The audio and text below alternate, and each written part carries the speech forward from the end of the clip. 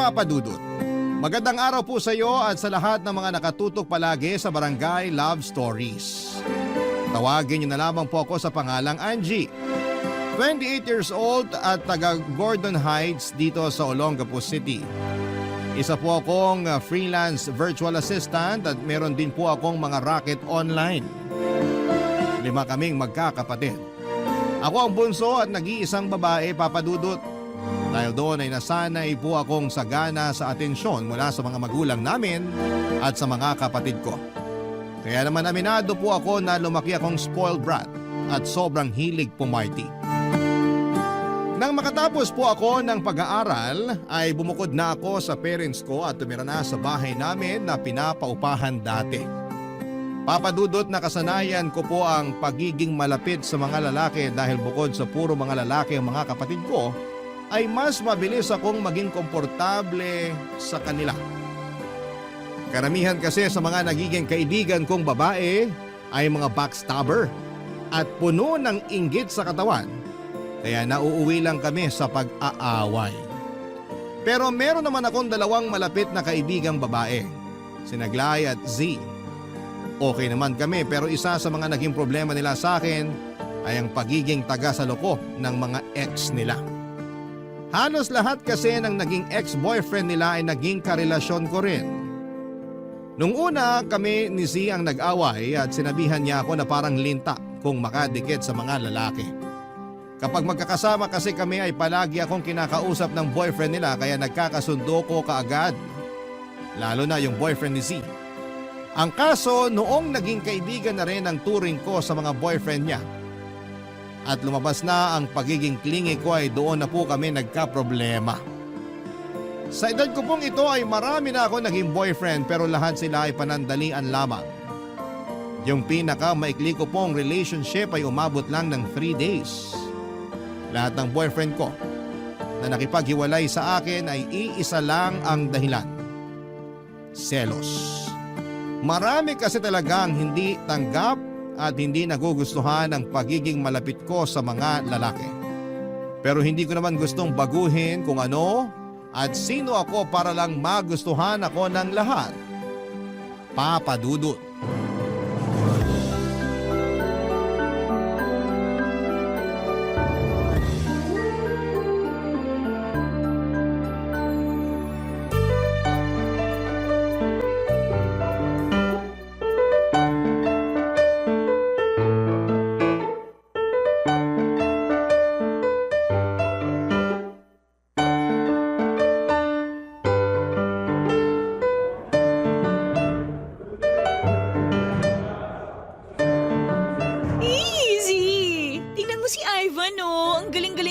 Basketball. Hoy, kilala kita. Kung ano man yung iniisip mo, wag mo nang ituloy. Ex ni Glay si Ivan. Alam ko naman yon. Hindi ba pwedeng nagagopuhan lang ako sa kanya? At saka mukhang masaya siyang gawing tropa. Tropa? Sure ka bang tropa lang? Dakilang tagasalo ka nga ng mga ex, diba? Bunga nga naman nito. Kilala niyo naman ako, diba? Saka ano bang masama kung maging tagasalo ko ng ex? Ex na nga, diba? Hindi niyo na boyfriend. Unless lang na mahal nyo pa. Mahal o hindi, dapat hindi mo ginajowa yung mga ex namin. Di ka ba aware sa girl code? O kung di mo talaga alam, kahit simpleng respeto na lang. Wala pa kayang 1 buwan na hiwalay si Glay at Ivan? Girl, kapag nakipag-break ka sa isang lalaki, mag-move on ka na kaagad. Kadiri naman kung babalikan mo pa. Hindi ba mas kadiri kung maging tagasalo ng ex? Hindi. Kung wala na kayong feeling sa mga ex ninyo, hindi yon kadiri. Unless na bitter ka pa rin matapos nyo maghiwalay. Ay, kung di lang kita kilala, mapipikon talaga ako sa'yo. Pero girl maghunos dili ka naman. Alam mong hindi pa 100% na nakaka-move on si Glay kay Ivan. What if masaktan mo yung kaibigan natin sa gagawin mo? May kipagkilala pa lang naman ako kay Ivan. Tsaka huwag kang nga mag-alala kasi kakausapin ko naman si Glay. Kapag inamin niya na may feelings pa siya kay Ivan, di kakaibiganin ko na lang yung tao. Pero kung wala na silang chance magkabalikan, then landian mode is on. Ibang klase ka talaga. Tindi mo, girl. Malakas loob ko sa mga ganyang bagay. Kasi wala naman sa lahi namin yung nire-reject ng isang lalaki kapag kami na yung nag-first move. Wow! Ang yaman mo sa confidence. Hindi lang confidence, pati sa ganda. Grabe, ang lakas ng hangin. Di ka ba nilalamig? Hindi lamig tong nararamdaman ko, no? Kilig, bes! Lalo na kapag nakakashoot si Ivan. Oh, grabe, ang gwapo niya talaga. Kakasabi ko lang na maghunos dili ka eh. Hindi uso sa akin maghunos dili, no? Konti na lang lalaglag na yung panty ko dyan kay Ivan. Ay, sana sa akin naman siya mag-shoot. Hoy, yung bunganga mo nga. Kadiri ka naman. Wow, makapandiri ka, parang virgin ka pa. At least ako hindi nagpa-first move sa lalaki. Pero isang sabi lang, G ka kagad sa motel. Girl, huwag ka magmalingis kung kitang-kita yung dumi, okay? Ay, basta mas malandi ka. Salamat sa compliment. Kung kalandian lang din naman yung usapan, wala sa inyong dalawa ni Glay yung makakatalo sa akin, no? Girl, kahit di mo sabihin, alam na namin yun. As in, nakatatak na sa isip namin ni Glay. Grabe talaga kayo sa akin. Kaibigan niyo ba talaga ako? Same question para sa'yo nang ginawa mo yung mga ex namin. Ay, di ka maka-move on, te. Nakakaumay ka, promise. Mas lalo ka mauumay kung di mo tatantanan kakajowa sa mga ex namin ni Glay. Kapag ikaw, sinaktan lang ni Ivan na yan, huwag kang iiyak sa amin, ha? Seryoso? Siya yung mananakit sa akin? Girl, baliktad yata. Yabang nito, mabuntis ka sana. Oy, protektado ako, no? Eh di ikaw na. Certified na malandi ka nga talaga. Laban na laban eh. Sayang yung ganda kung mabubulok lang. Kaya ikaw, lumandi ka na hanggat kaya mo. At ikaw naman, please lang. Uso rin lumandi responsibly. Pakinote. Ha? Diyan, sa kuting mo. Papadudod sa kabila ng mga paalala sa akin ni Z ay itinuloy ko pa rin ang pakikipaglapit ko kay Ivan. Ewan ko ba pero hindi ko talaga nakokontrol ang sarili ko kapag may natitipuhan akong lalaki. Nasa talking stage pa lamang kami noon ni Ivan ay na-fall na kaagad ako sa kanya. Alam ko naman na iisipin na naman noon ni Z at Glay na napakalandi kong babae pero sanay na ako sa mga naririnig ko mula sa kanila.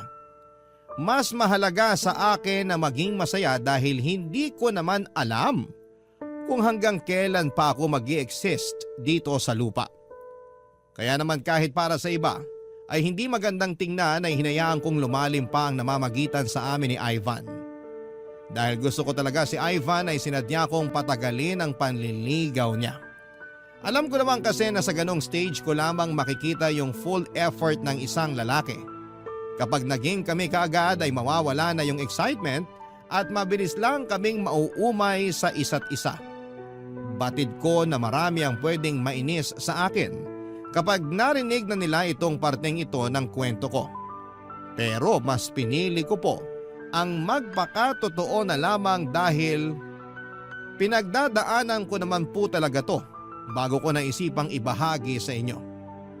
Hindi ko naman itinago na nagkikita at nagde-date na kami ni Ivan pero nang malaman yon ni Glay ay doon na po kami nagkaroon ng panibagong away. Nangyari na yon noon pero mas naging malala noong si Ivan na ang pinag-uusapan, papadudot.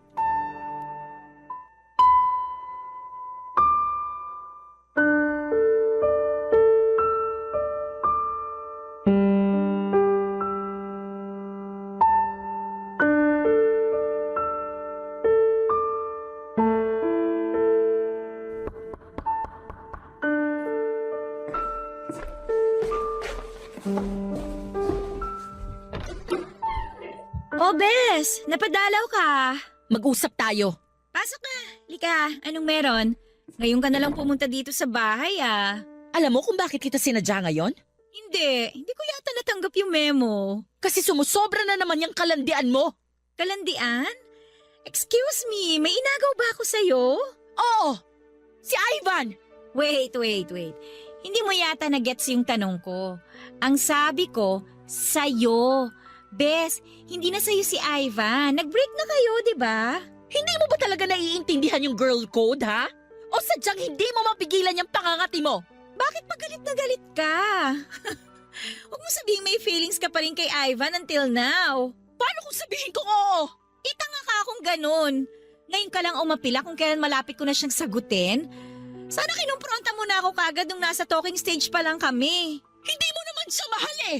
Inaatake ka lang talaga ng sakit mong kalandian kaya lahat ng nagiging ex namin, nilalandi mo. Alam mo, nakakairita kayo ni Z. Pareho kayo ng mga linyahan eh. Wala na bang iba? Paulit-ulit na lang kayo sa kalandian issues niyo sa akin. Kilala niyo naman ako noon pa. Tapos ngayon, parang lagi na lang kayo nagugulat sa mga ginagawa ko. Kala ko ba tanggap niyo lahat sa akin nung kinakaibigan niyo ko ni Z? Yun na nga yung masaklap dun eh. Kaibigan yung turing namin sa'yo. Pero ang ending, para lang kaming nagpapasok ng ahas sa buhay namin. O baka mas tamang sabihin na para kang linta na dikit ng dikit sa mga ex namin ni Z. Clingy ako sa mga lalaki. Wala lang sa akin yun. Pero lahat ng ginagawa ko binibigyan nyo ng mali siya eh. Lahat na lang masama sa inyo. Kasi kahit sa anggulo mo tignan, hindi maganda sa isang babae na masyadong madikit sa lalaki. Masyado kang inviting eh. Sa ginagawa mo, parang pinatunayan mo na talagang ikaw yung babae para sa lahat. Tipong konting kalabit lang, bibigay na. Sino pa nga ba naman yung lalaking tatanggi kung ikaw na mismong naghahain ng sarili mo? Wow! Napaka-judgmental mo naman. Wala tayo sa korte para husgan mo ako ng ganyan. Walang mali siya sa akin yung pagdikit-dikit ko sa ibang mga lalaki. Pero yung kay Ivan, syempre meron yun kasi gusto ko siya eh. Makapagsalita ka naman, kulang na lang sabihin mong pokpok ako ha? Bakit? Hindi pa ba? Hindi ka lang nagpapabayad pero parang gano'n na rin yon. Oh my gosh! Anong sinabi mo? Uubusin ko itong mga mong maldita ka! Ang kapal ng mukha mong sabihan akong pokpok! Samantalang ikaw yung nagbibilang ng mga lalaki sa buhay mo! Mas marami ka pa sa akin! O yan! Pinitiwan na kitang mahal na prinsesa! Kala mo hindi kita gagantihan? Aray ko! Nakakariban lang ng buhok ko! Tumigil! Wala akong pakialam sa buhok ko!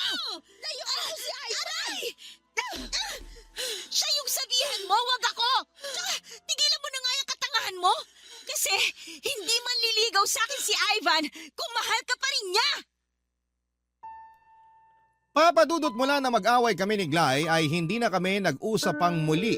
Kahit si C ay nararamdaman ko na dumidistansya na rin sa akin noon. Ine-expect ko naman na magkakampihan talaga sila dahil noong panahong yon ay hindi ko pa rin inaamin ang naging pagkakamali ko. Hindi ko na rin naman sila pinilit na sumama sa akin o kausapin ako dahil choice naman nila yon. Pero makalipas lamang po ang mahigit 1 linggo ay kinausap na ulit ako ni Z. Samantala ay nagpatuloy ang panliligaw ni Ivan. Kagaya nung una ay sweet siya at maasikaso. Naisip ko tuloy na baka isa yon sa mga dahilan kung bakit hindi pa rin nakaka-move on sa kanya si Glay. Hanggang isang araw ay bigla nalaman niyang sinabing hihinto na siya sa panliligaw niya. Aaminin ko na hindi ko inaasahan na mangyayari yon. Dahil buong akala ko ay okay na kami. Yun bang sigurado nang magiging kami pero nasaktan ako sa sinabi niyang hindi na niya itutuloy ang panliligaw. At ang dahilan, pareho lang din sa mga nakaraang relasyon ko. Hindi niya rin nagustuhan ang pagiging clingy ko sa mga kaibigan kong lalaki. Ipinaliwanag ko naman sa kanya na walang ibig sabihin yon, pero hindi niya ako pinaniwalaan. Barangay Love Stories. Barangay Love Stories. Nang huminto na sa panliligaw si Ivan ay humanap agad ako nang ipapalit sa kanya para hindi ako magmukhang mahina kasi nasaktan din ako sa mga nangyari. Nakipag-flirt ako sa kung sino-sinong lalaki pero tuwing inaaya na nila akong mag-date o mag-motel ay bigla na lamang akong nawawala ng gana. Hanggang sa makahanap ako ng katapat papadudot. Tawagin niyo na lamang po siya sa pangalang Niel. Isa siyang maginoo pero medyo suplado noong unang beses kaming magkita. Mas matanda po siya sa akin ng 3 taon at nagtatrabaho siya bilang internal auditor sa isang kumpanya sa Subic Bay, Freeport. Nagkakilala kami noon sa isang club. Nagkausap kami sandali at inalok ko siyang uminom pero nasabi niyang hindi raw siya umiinom at may sinusundo lang siya roon. Nabitin ang pag-uusap namin noong gabing yon dahil hinahanap niya raw yung kapatid niyang lasing na lasing. Kaya hinayaan ko na lamang siya at hindi na nangunit pa. Pero bago niya ako iwanan sa pwesto ko ay sinubukan kong hingin ang pangalan niya sa social media o kahit number niya para magkausap pa kami ulit. Ang kaso nga lang Papa Dudut ay tinanggihan niya ako.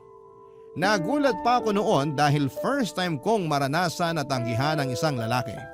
Siyempre napahiya ako. Hindi ko inisip pa na magkikita kaming muli.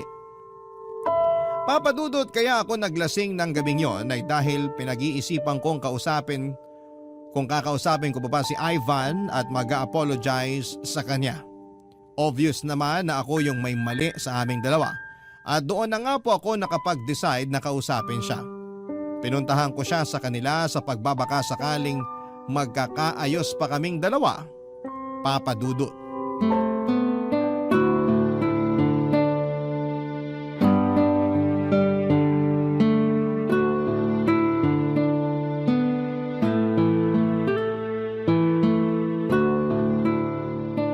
Ivan!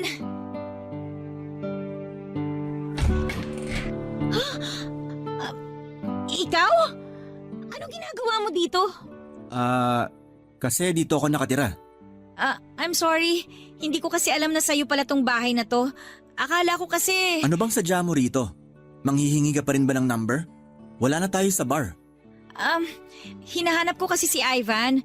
Gusto ko sana siyang makausap kung okay lang. Wala pa siya rito, pero pauwi na yon. Pwede mo naman siyang hintayin dito sa loob. Ha? Hindi na. Dito na lang ako sa labas. Para ano? Magmukha akong di nagpapapasok ng bisita? Ganon ba? Sorry. Sige na nga, papasok na ako. Gusto mo ba ng maiinom? Coffee? Tea? Oh, wag na. Okay lang ako. Hihintayin ko na lang si Ivan. Mag-usap na lang tayo habang naghihintay ka. Kaano-ano mo nga pala si Ivan? Kapatid ko siya. Kuya niya ako. Talaga? Wala kasi siyang nababanggit sa akin na may kuya pala siya. Boyfriend mo na ba siya? Hindi pa. Actually, naniligaw pa lang siya sa akin pero nagkaroon kami ng problema eh. Anong problema naman yan? Nagselos kasi siya sa mga lalaking nakakasama ko. Hindi niya nagustuhan yung pagiging clingy ko sa kanila. Kaya naman pala. Pero gaya nga ng lagi kong sinasabi, wala naman sa akin yun. Walang meaning yung pagiging clingy ko sa kanila. Gaano ka ba kaklingi? Mahilig ako yumakap. Lagi ko silang inaakbayan o kaya hinahawakan. Minsan pag nagkakasarapan ng biruan, kinukurot ko nipples nila. Ginagawa mo yun? Oo. Alam ko naman na hindi magandang impression mo sa akin.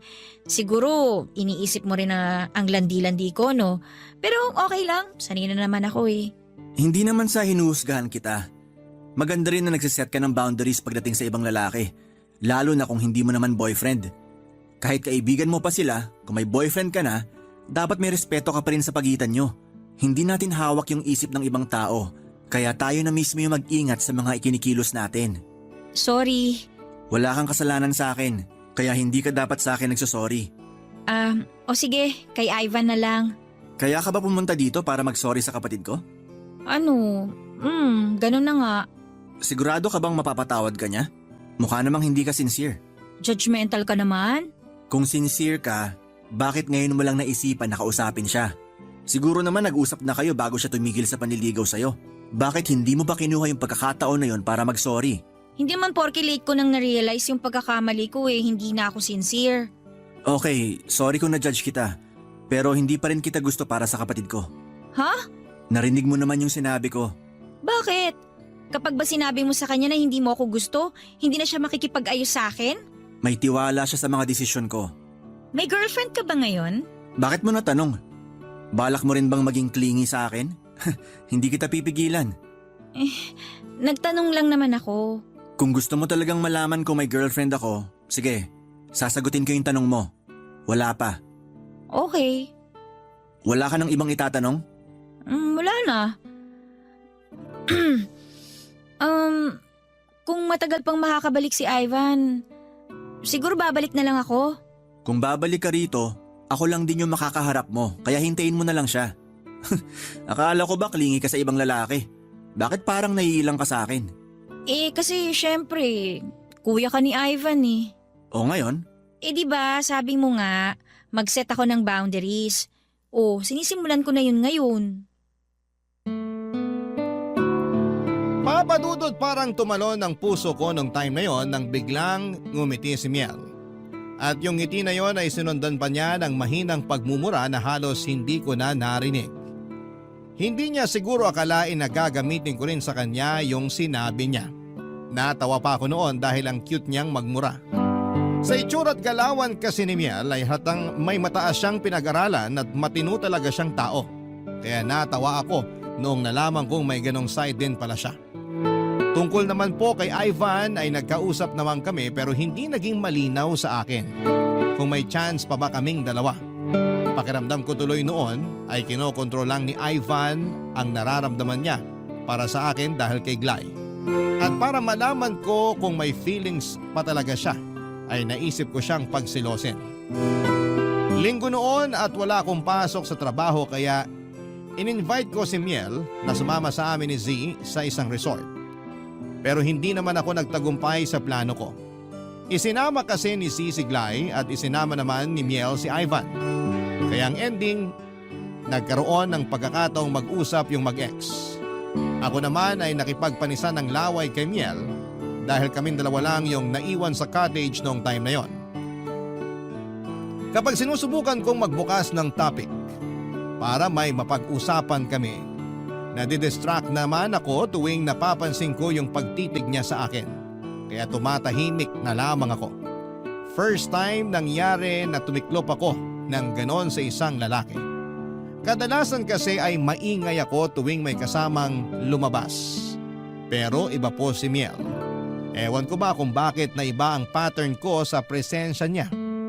Matapos ang araw na yon, sa halip na magkaayos kami ni Ivan ay mas lalo naman siyang dumistansya sa akin. Sobrang lungkot ko noon dahil gets ko nang wala na kaming pag-asa. Nagbiro na lamang ako sa sarili ko na kung wala akong pag-asa sa bunso ay sa kuya niya na lamang. Sinubukan kong hanapin sa Facebook ang account ni Miel sa friend list ni Ivan para i-chat ko pero wala talaga akong plano noon na makipagmabutihan sa kanya. Lakas loob ko siyang chinat at nag-reply naman siya pero dahil alam ko naman kung anong trabaho niya, hindi ako masyadong nangulit. Trip ko lang talaga na guluhin ang buhay niya dahil masyado siyang seryoso. Hindi ko naman akalain na sa ginawa kong yon ay ako rin pala ang mahuhulog sa ginawa kong patibong papadudot.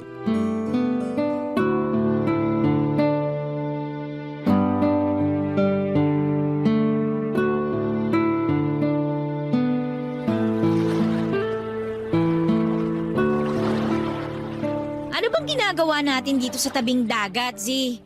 Oh, huwag mo sabihin magsisenti ka ha. Sana hindi mo na lang ako sinama. Wait lang kasi. Bakit nga? May gusto kasing kumausap sa'yo. Sino naman? Isang tao na nasaktan mo at nasaktan ka rin. Kaya siguro ito na yung tamang panahon para magkaayos kayo. Ay nako, kung siglay ang tinutukoy mo, alam mong napaka-imposibleng makipagkita yun sa akin ngayon. Paano kung posible? Glay! Gulat ka, no? Narinig ko yung mga sinabi mo kanina. Girls, bibili muna ako ng food and drinks natin ah. Usap muna kayo, okay? Z, sandali. Mag-usap kayo! Ingat, Z! Kumusta ka? Okay naman. May boyfriend ka na ba ngayon? Wala. Ka-talking stage? Hindi ko masasabing talking stage yun kung ako lang naman yung nag-i-initiate ng usapan. Okay. Si Ivan ba yon? Ha? Baliw. Tagal na namin hindi nag-uusap nun, no? Pero gusto kanyang makausap ulit. Paano mo naman nalaman? Sinabi niya sa akin. Alam mo di ko magets. Kwento mo na lang kaya lahat. Nag-usap kasi kami tungkol sa feelings namin sa isa't isa. Tapos inamin niya na confused pa siya ngayon. Paanong confused? Parang nagbago kasi yung isip niya nung huling beses kayong nagkausap. Na-realize niya na sincere ka naman daw sa mga sinasabi mo kaya gusto niyang magkausap ulit kayo. Angie, alam kong sobrang selfish ko sa sasabihin ko. Pero, pwede ba akong humingi ng pabor sa'yo? Kahit para sa pagkakaibigan na lang natin. Anong pabor yan? Kapag tumawag o nag-message sa'yo si Ivan, pwede bang wag mo na lang sagutin? At kung pwede, wag na wag ka nang makikipagkita sa kanya. Talaga ba, Glay? Aabot ka sa ganitong punto na magpapakadesperada ka para sa isang lalaki na hindi ka mabigyan ng assurance? Hindi mo kasi ako naiintindihan eh. Mahal na mahal ko pa rin si Ivan. At gusto kong ma-realize niya na mahal niya pa rin ako. Paano kung hindi? Ha? Eh di pinagmukha ka lang niyang tanga. Wala akong pakialam kahit magmukha pa akong tanga. Siya lang yung mahalaga sa akin ngayon. Kaya please, tulungan mo ko. Alam ko na kapag nagkausap kayo, malabo nang bumalik yung feelings niya para sa akin. Sure ako na ikaw yung pipiliin niya. Ang drama mo naman masyado. Hindi ko naman siya aagawin sa'yo, no? Hindi si Ivan yung lalaki na gugustuhan ko, okay? May iba na ako ngayon.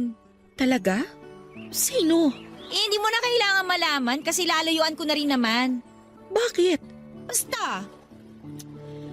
Ay, ikaw ha? Siguraduhin mo lang na pagkatapos ng usapan nating to, magkakabali ka na talaga kayo ni Ivan. Dahil kung hindi, nako, kakalbuhin talaga kita dahil sa katangahan mo sa kanya. Oo, promise. Gagawin ko lahat para maging kami ulit. Thank you, Bes. Ang baduy mo, nakakainis. Ano ba yan? Oh, buti buhay pa kayong dalawa. Kala ko nagsabong na naman kayo eh. Kala mo lang yun. Eto nga pala yung binili kong pagkain natin. Salamat. Ang perfect ng dating mo, Bes. Okay na kami ni Angie. Pang matagalan na ba yan? Baka sa susunod, magsabunutan na naman kayo dahil sa usapang ex. Hindi na ex yung type ko ngayon, no? Ang kaso, parang ang hirap niyang basahin.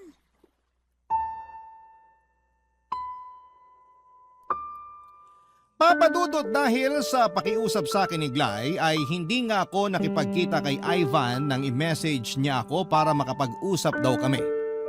Hindi ko na pinansin ang messages na blinak ko na rin siya sa Facebook at Messenger. At dahil kapatid niya si Miel ay hindi na rin ako nagchat-chat sa lalaking yon, kagaya ng ginagawa ko noong nakaraan pa. Gusto ko na po kasing putulin lahat ng connection ko kay Ivan para wala nang dahilan na magkita pa ulit kami. Pagkatapos kong pagbigyan ng hiling ni Glay ay bihira na rin kaming magkita kaya hindi ko na alam kung ano nang estado ng relasyon nila ni Ivan. Si Z naman ay busy na rin sa mga ganap niya sa buhay kaya hindi na kami nakakapagkwentuhan gaya ng dati. Tuwing naaalala ko si Miel ay naaalala ko rin yung mga pagkakamaling nagawa ko. Lalo na doon sa parte na akala ko ay walang masama sa pagiging clingy ko sa mga lalaki. Sinubukan kong intindihin ang pinupunto ng mga kaibigan ko at na-realize ko na kung ano yung matagal na nilang ipinapahiwatig sa akin.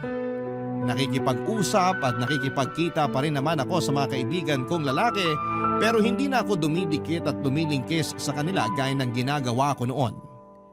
Hindi na rin po ako naghanap ng lalandiin dahil parang bigla na lamang ako nawala ng gana sa ganong mga bagay.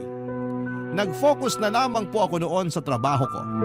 Isa pa ay hindi ko naman naging problema si Miel dahil noong panahon na yon ay 2 linggo na rin siyang hindi nagpaparamdam sa akin. Na-realize ko na baka hindi nga talaga siya interesado sa akin at napipilitan lamang siyang mag-reply dahil sa kakulitan ko. Medyo nasaktan ako kasi bukod sa parang napalayo na ako sa mga kaibigan ko, ay namatay din yung katiting na pag-asang may papatol pa sa akin na matinong lalaki, Papa Dudut. Barangay Love Stories. Barangay Love Stories. Papa Dudut, lumipas ang 2 linggo na hindi ko nakikita o nakakausap si Miel. Hindi ko nga po maintindihan yung nangyayari sa akin noong time na yon dahil makapal naman po talaga ang mukha kong magpapansin sa mga lalaki. Yun bang hindi ko po sila tinitigilan hanggat hindi ko nakukuha. Pero iba po si Miel. Parang nahihiya akong gawin yon sa kanya. Pakiramdam ko kasi ay mapapahiya lamang ako kapag ipinilit ko ang sarili ko sa isang matinong lalaki na kagaya niya. Habang lumilipas sa mga araw ay doon ko po unti-unting nare-realize na hindi na basta paghanga lamang ang nararamdaman ko sa kanya. Siguro kung liligawan niya lamang ako at hihilingin sa akin na huwag nang maging clingy sa mga lalaki ay gagawin ko po talaga. Parang willing akong gawin lahat para i-please lamang siya. Aaminin ko na nami-miss ko na si Miel noong time na yon. Pero para kay Glay, nagtiis na lamang ako. Nabalitaan ko kasi kay Z na okay na ulit sila ni Ivan. Baka kapag naging malapit kami ni Miel sa isa't isa at magkita kami ulit ni Ivan ay hindi yon magustuhan ng kaibigan ko. Bukod sa trabaho ko ay ginugol ko yung atensyon ko noon sa paghahanap ng mabibiling lupa na pwede kong pagtayuan ng bahay. Pero syempre lupa pa lang ang kaya kong hulugan buwan-buwan. Yung para sa bahay, pinagpaplanuhan ko pa nung time na yon. Sa sobrang pagod ko nga po noon sa maghapon ay gabi na ako nakauwi. At pagdating po sa bahay, hindi ko akalain na makikita ko roon si Miel na nakasandal sa may pinto na parang hinihintay akong dumating. Papa Dudut.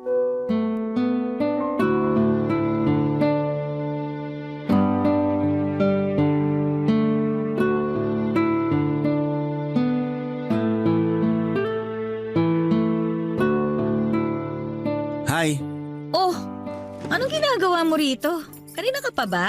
medyo pero okay lang. Hinintay talaga kita para makausap. Para saan naman?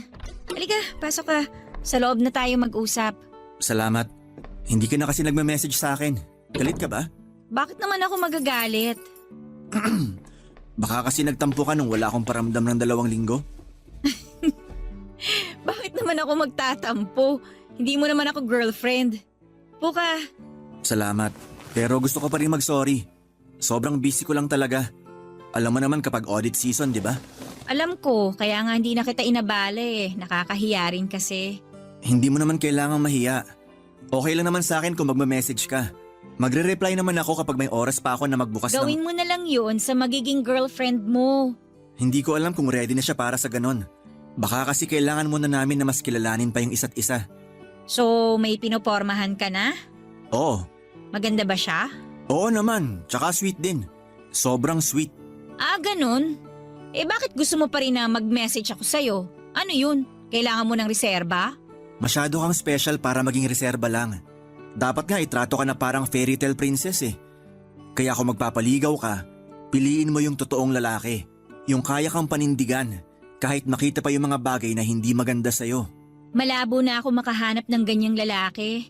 Alam mo naman yung naging past ko, 'di ba? Sure ako na nakwento na yun sa'yo ni Ivan. Tingin nila sa akin, kalad-karing babae ako. Paano kung may magkagusto sa'yo na kabaliktaran ng sinasabi mong ugali mo? Sabi ko nga 'di ba, malabong mangyari yun. Never mangyayari na may magkakagusto sa akin na kagaya mo. Oh, bakit natatawa ka? Wala. Ang cute mo kasi sumagot. Ay nako, ang sabihin mo natatawa ka sa mga sagot ko. Mas natutuwa siguro. Hindi kasi ako naniniwala sa sinabi mo na walang matinong lalaki na magkakagusto sa'yo. Maniwala ka man o hindi, 1 beses pa lang ako nagka-girlfriend. Sinubukan ko namang makipaglandian noon sa ibang babae pero hindi ko kayang tagalan kaya tinigilan ko na lang. Hanggang sa nasanay na lang ako na mag-isa. Mas na-enjoy ko yung ganon. Pero nagbago lahat yon nung may makulit na nag-chat sa akin. So, may iba pang nagchat-chat sa'yo bago ko. Wala. Ikaw pa lang yun ang ulit sa akin ng ganon. Sinungaling. Sa gwapo mong yan, wala pa nagme-message sa'yo?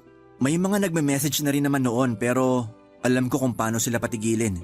Ah, kaya pala hindi ka na nagparamdam sa akin kasi gusto mo na rin akong patigilin. Okay na. Gets ko na. Ang bilis mo namang magtampo. Sabi ko nga 'di ba, naging busy lang ako. Tsaka kung may balak akong patigilin ka, bakit kita pupuntahan ngayon dito? Ewan ko, hindi ko alam. Nandito ako kasi namimiss kita. Marami pa akong kailangan tapusin pero hindi ko na matiis na hindi ka puntahan. Baka kasi bigla ka na lang mawalan ng gana sa akin. At ayokong mangyari yon.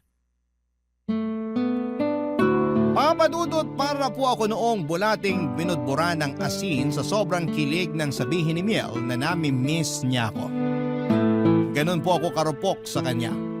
Noong nagpatuloy yung usapan namin ni Miel ay hindi ko talaga magawang alisin sa kanya yung mga mata ko. Halos ma-memorize ko na pati ang pagbuka ng bibig niya tuwing nagsasalita siya.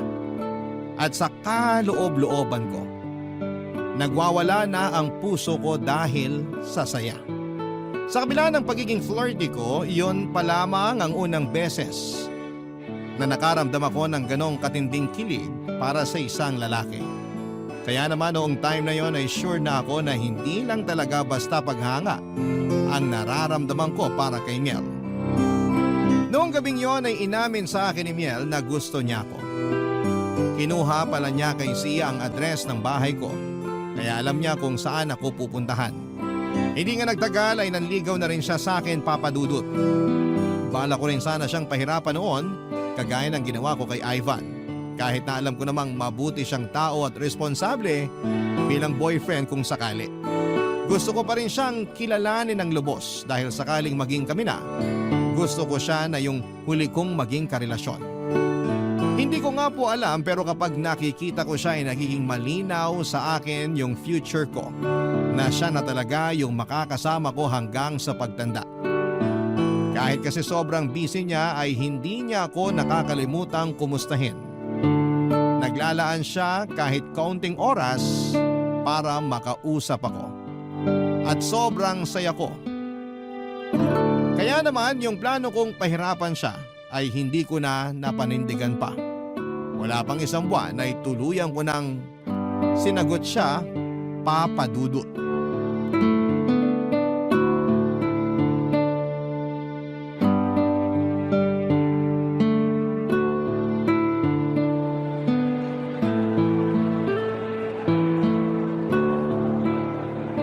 Buti naman nakipagkita ka na ulit sa akin, Z. Kala ko kasi susumpa mo na ako eh. Bakit ko naman isusumpa yung kaibigan kong bumabait na ngayon? Paano mo naman nasabi? Una, yung ginawa mo para kay Glay. Tingnan mo ngayon. Sobrang saya na ng frenny natin. Okay na sila ni Ivan. Happy na siya. Ikaw ba? Kumusta ka na? Eto, flirty pa rin. Baka nga kailangan mo na akong i-coach eh. Sira ka talaga. Uy, Bes, wait lang ah. CR lang ako saglit. Babalik din ako. Okay, sige. Maglalakad-lakad lang ako dito. Sige, hanapin na lang kita mamaya. Ay, nako. Mukhang magmo-moment muna ako ngayon ah. Pwede ba akong sumama sa pagmo-moment mo? Babe! Nagulat ka ba? Siyempre! Kala ko ba may trabaho ka? Meron nga. Kumain lang ako sandali. Tapos paglabas ko, nakita ko kayo ni Z. Nandun lang ako sa tapat kanina. Yung kaibigan mo nga unang nakakita sa akin. Kilala mo na talaga siya ha? Ilang beses mo na rin kasi silang nakwento ni Glay. Tsaka marami kang pinakitang pictures yung tatlo. Ay, oo nga pala. Pwede ko bang hawakan yung kamay ng girlfriend ko? Lakad muna tayo rito. May 15 minutes pa ako. Okay. Tsaka hindi mo naman kailangan magpaalam kapag hahawakan mo yung kamay ko. Kahit girlfriend na kita, hihingin ko pa rin permiso mo sa mga gusto kong gawin. Pero sa'yo na ako, di ba? Yung puso mo lang yung sa akin. Pero yung sarili mo, ikaw lang nagmamay-ari niyan. Lagi mong tatandaan yon. Kaya hindi porket boyfriend mo na o kahit asawa mo na, pwede nang gawin lahat ng gusto sa'yo.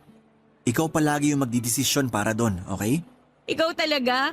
Gusto ko lang naman na makipag-holding hands sa'yo habang naglalakad tayo pero pinangaralan mo na kaagad ako. Yung totoo, boyfriend ba kita o kuya? Wag mo akong tatawagin kuya, baka magwala ako. Hindi, biro lang. Pero ikaw, kung ano yung tingin mo sa akin, okay lang naman. Basta alam ko na girlfriend kita, makakatulog na ako ng mahimbing. Alam mo talaga kung paano magpakilig ng babae, no? Level 1 pa lang yun. Wow! Yumayabang ka na ngayon, ha? Kasi may ipagmamayabang na akong girlfriend. Ay nako, mas lalo naman ako. Sobrang proud ko kaya na ikaw yung boyfriend ko ngayon. Pero syempre, ayokong pagpiestahan ka ng mga kilala kong malalandi. Kaya gusto ko na low-key lang tayo. Baka mamaya niyan kasi, agawin ka pa nila sa akin. Ay nako, talagang kakalbuhin ko silang lahat. Hindi naman ako magpapaagaw. One woman man ako, babe. Kapag sinabi kong seryoso ako sa'yo, hindi ako makikipag-flirt sa ibang babae. Hindi ka rin ba ma-attract sa kanila kahit maganda o kaya artista? Iba naman yung klase ng attraction pagdating sa mga artista. Kung sakali man, walang mali siyang paghanga lang yon kasi nagagalingan ako sa ginagawa nila. Aba, dapat lang talaga na ganong klaseng paghanga lang ang ibigay mo sa kanila. Nga pala, parang hindi ka na lumalabas kasama mga kaibigan mo. Tsaka na ako sasama sa kanila kapag pwede ka na. Bakit naman? Okay lang naman sa akin kung gusto mong pumarty kasama sila. Pero mas gusto kong kasama ka. Baka kasi isipin mo kung ano nung mga ginagawa ko kapag lumabas kami. Ayoko naman ng ganun. Bakit naman ako mag-iisip ng ganon? May tiwala ako sa'yo, okay? Kaya kung gusto mong sumama sa kanila, hindi mo na kailangan magpaalam sa akin. Basta sabihan mo lang ako kung nasan ka para alam kong safe ka. Okay na sa akin yon.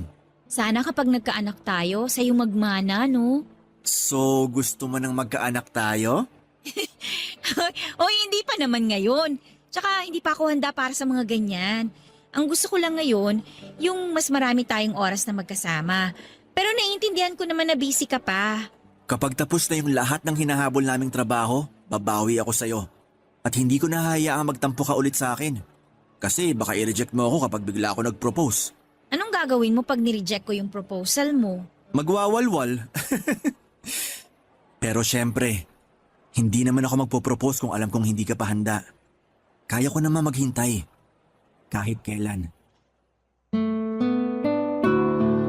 Papadudot bago pa man naging kami ni Miel, nabawasan na ang pagiging clingy ko sa mga kaibigan kong lalaki. Tuwing nakikipag-usap kasi ako sa kanila ay palagi ko nang naiisip ang nararamdaman ng taong minahal ko ng sobra noong time na yon. Isa pa ay na-realize ko rin at tama ang mga pangaral niya sa akin pagdating sa pakikitungo ko sa ibang lalaki.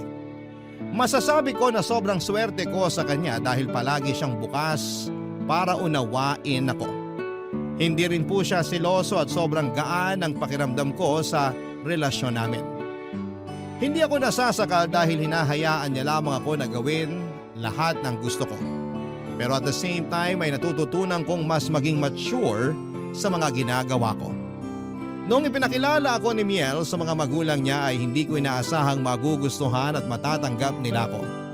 Inudyukan pa nga nila kami na magpakasal na pero alam ko rin naman noon na marami pang pangarap si Miel na hindi pa natutupad.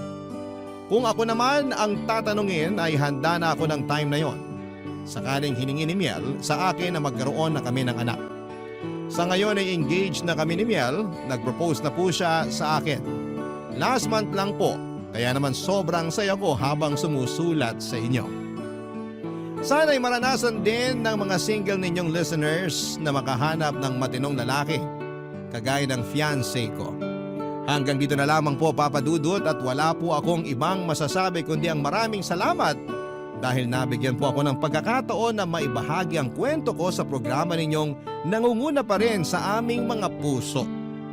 Taos-pusong pasasalamat din po sa Barangay LS na siyang dahilan Papa Dudut. Kaya naman marami pa kaming napapakinggang mga magagandang kwento na mula sa inyo at mula sa inyong mga masusugid na mga tagapakinig. Hanggang sa muli Papa Dudut, maraming salamat again. Ang inyong forever kapuso at kabarangay, Angie. Kapag nagbigay tayo ng pagmamahal sa ibang tao ay madalas na hindi na tayo naghihintay ng kahit na anong kapalit mula sa kanila. Lalo na kung ang pagmamahal na ito ay para sa ating pamilya. Ang sulat na ating babasahin ngayon ay pinadala ng ating kabarangay na si Rina. Isang masipag at butihing kapatid at tiyahin. Nang magtrabaho sa abroad, ang kanyang kuya Ronald ay naiwan sa kanyang pangangalaga ang kanyang pamangkin na si Joy. Si Joy na nagbigay ng saya at kulay sa kanyang mundo mula nang ituring niya ito na parang anak niya na rin. Pero nang bumalik sa Pilipinas ang kanyang kapatid kasama ang bago nitong kasintahan, kinailangan niyang ibalik sa pangangalaga nito ang pamangkin niya na tinuring niya ng tunay na anak. Kakayanin ba ni Rina na mawalay sa kanya si Joy? Ano nga bang magiging karapatan niya sa anak ng sarili niyang kapatid? Ano ang magiging buhay ng batang si Joy sa piling ng kanyang daddy at girlfriend nito? Muli pa kaya silang magkakasama ni Rina? Gusto mo na bang malaman kung muli bang nagkasama sina Rina at Joy? Handa ka na bang mainis at maiyak sa kwento ng buhay niya? Paano nga ba pinaglaban ni Rina ang kanyang karapatan sa bata? Paano niya pinili ang desisyon na gagawin niya para sa kanyang sarili? Malalaman natin ang landas na pinili niya dito sa mga kwento ng pag-ibig, buhay at pag-asa sa nangungunang Barangay Love Stories. Dear Papa Dudut, itago niyo na lamang po ako sa pangalang Rina. 37 years old, isang online seller na nakatira dito sa Bulacan.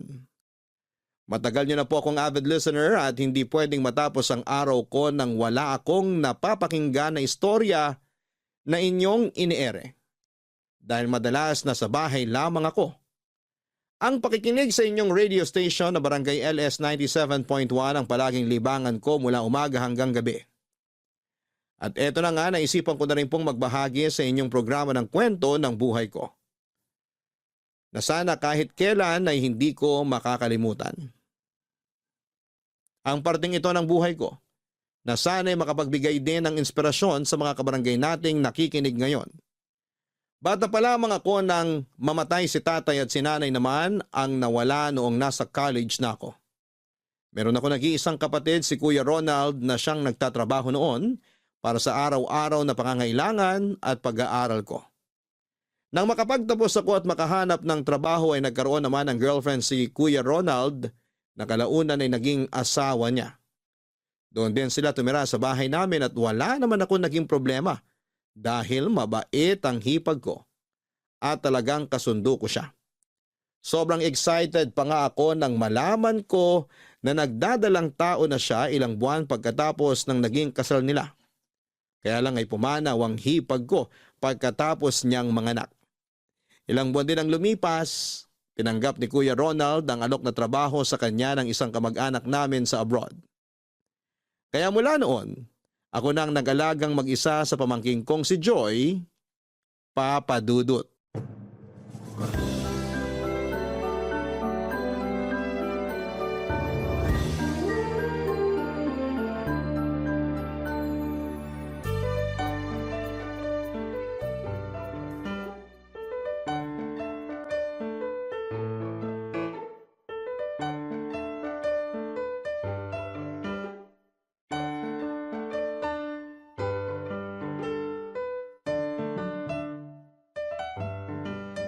Sa wakas, nakatulog na rin ang pamangkin ko. Ano kayang pwedeng maluto para sa merienda namin mamaya? Siguro pancake na lang na may strawberry syrup kasi favorite niya yun. Sige, yun na lang iluluto ko Besh? mamaya. Besh, andyan ka Ano ba? ba naman to si Josh? Besh! Ganitong oras talaga ng siesta kung pumunta Besh, dito sa bahay. Alam kong nandyan ka Ang sa lakas loob. pa ng boses. Buksan mo na tong door. pagbuksan ko na nga ng pinto at baka magising pa si Joy. Nasusunog na yung beauty ko. Please! Sino ba naman kasing may sabi na pumunta ka ng ganitong oras dito sa bahay ko? Ay, finally. Binuksan na rin ng mahal na Reyna ang pintuan ng kanyang palasyo. Ay, hindi pala mahal na Reyna. Kasi wala pa nga palang hari na kasama dito sa bahay. Che, pumasok ka na nga bago ka pa matusta dyan kasi ang taas ng araw oh. Sa true yan. Kaya nga ilang patong ng sunscreen ang nilagay ko sa balat ko bago ako lumabas ng bahay namin kanina. Tara muna dun sa kusina kasi pe-prepare ko yung mga gagamitin ko na pangluto ng pancake. Pero hinaan mo yung boses mo ha. Bakit naman? Baka kasi nakakalimutan mo na Sabado ngayon at oras ng siesta kaya tulog ngayon ang pamangkin ko. Oo nga. Wala nga pala siyang pasok ngayon. May itlog pa naman ako dito, butter tsaka harina at meron pang laman tong bote ng strawberry syrup. Kasya na to para sa merienda namin mamaya. Napakasipag naman talaga ng besh ko. Pwedeng-pwede nang tumanggap ng bagong applicant para sa magiging king of her life. Anong applicant yung sinasabi mo, Besh? At saka bakit pala nandito ka? Kasi yayayain sana kita umalis para Ay, sa... sorry. Wala akong oras para dyan. Hindi ako pwedeng umalis ng bahay kasi walang kasama si Joy dito. Pwede mo namang isama yung pamangkin mo? Hindi nga pwede ngayon, Besh. May drama sa TV mamaya na sabay naming inaabangan at pinapanood kapag ganitong araw. Hindi pa naman kasi ngayon, kaya pumayag ka na lang. Umuo ka na lang, please. Teka, saan at kailan ba yung tinutukoy mo na lakad? Bukas pa naman to ng umaga, doon sa bahay ng office mate ko. Malapit lang yun dito. Tsaka magdadala naman ako ng kotse, kaya sabay-sabay na tayo. Birthday kasi ng pamangkin niya, 12 years old na. Pwede mo rin isama si Joy. Bakit naman kami pupunta dun? Eh hindi naman kilala ni Joy yung birthday celebrant. Pero kilala ka ng office mate ko. At paano niya naman ako nakilala? Nakita niya kasi yung picture natin sa Facebook ko. Tapos tinanong niya kung may boyfriend ka na. Ang sabi ko, wala pa. Crush na crush ka raw niya. Nabanggit pa niya sa akin na 1 linggo na raw inamag yung friend request niya sa'yo. Hanggang ngayon hindi mo pa rin daw ina-accept. Besh, alam mo naman na hindi ako basta-basta nag-a-accept ng mga friend request. Wala pa nga yatang 500 yung friends ko ron tapos idadagdag ko pa yung kaopisina mo na hindi ko namang kilala. Kaya nga isasama kita sa birthday party ng pamangkin niya para makilala mo na siya. Ang tagal niya na rin kasi akong kinukulit tungkol sa'yo. Syempre nasabi ko sa kanya na hindi ka pwede basta umalis ng bahay kasi nga wala magbabantay kay Joy. Kaya sa tingin ko, this is the only chance para magkakilala na kayo. Tapos malay mo, magkasundo kayo, di ba? Magkaroon na ng new friend si Joy. Tapos new love life naman yung tita niya. So everybody happy! Ano bang everybody happy? At talagang ginamit mo pa ang pamangkin ko para lang magkaroon ka ng dahilan na makilala ko yung office mate mo. Alam ko kasi na bagay kayong dalawa. Kaya ayokong sayangin yung pagkakataon na to. Promise, super duper bonggang guwapings tong nirereto ko sa'yo. Sorry pero hindi ako interesado talaga. Magsisimba kami bukas ng umaga ni Joy. Pagkatapos, bibili kami ng bagong sapatos niya kasi may sira na yung ginagamit niya ngayon sa school.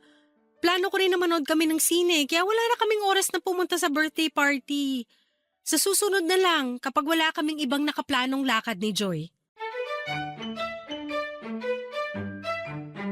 Papadudot ng ipinagbuntis pa lamang ng hipag ko si Joy ay sobrang excited na ako na makapanganak siya.